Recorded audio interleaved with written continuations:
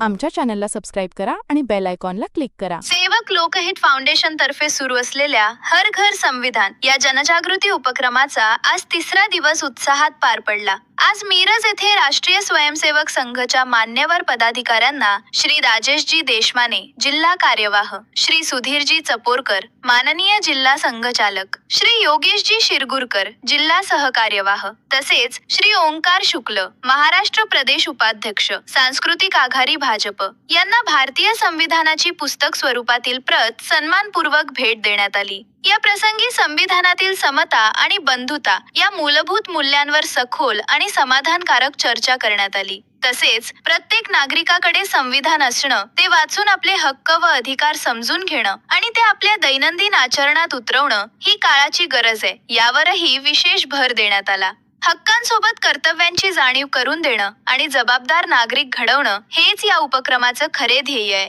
या उपक्रमाचं मान्यवरांनी मनापासून कौतुक करत हर घर संविधान या उपक्रमाचं स्वागत व प्रशंसा केली। हर घर संविधान या उपक्रमाद्वारे संविधानाची जाणीव प्रत्येक घरापर्यंत पोहोचवण्याचा आमचा निर्धार अधिक दृढ होत आहे।